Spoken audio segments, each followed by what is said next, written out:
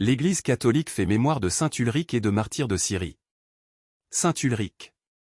Ulrich n'est évidemment pas un nom de chez nous, mais ne soyons pas chauvins, surtout à l'heure de l'Europe qui se construit, ce qui nous permet d'annoncer déjà pour demain une grande fête, celle de Saint Benoît, patron de l'Europe.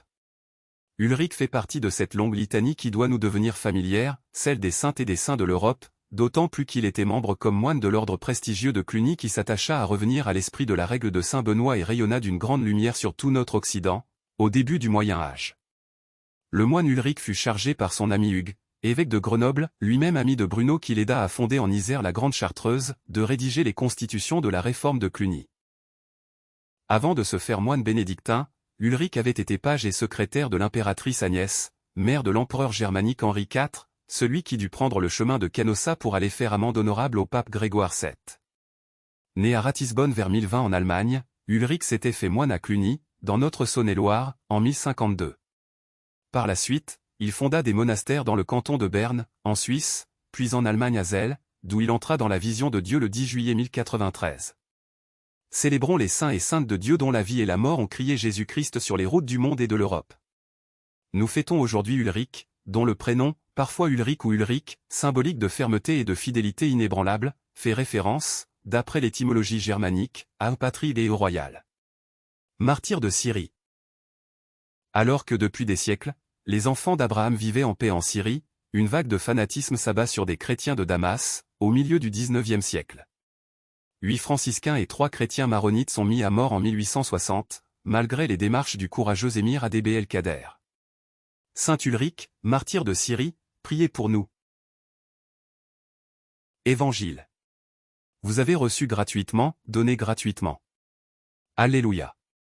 Alléluia. Le règne de Dieu est tout proche. Convertissez-vous et croyez à l'Évangile. Alléluia. Évangile de Jésus-Christ selon saint Matthieu. En ce temps-là, Jésus disait à ses apôtres: Sur votre route, proclamez que le royaume des cieux est tout proche. Guérissez les malades, ressuscitez les morts. Purifiez les lépreux, expulsez les démons. Vous avez reçu gratuitement. Donnez gratuitement. Ne vous procurez ni or ni argent, ni monnaie de cuivre. À mettre dans vos ceintures.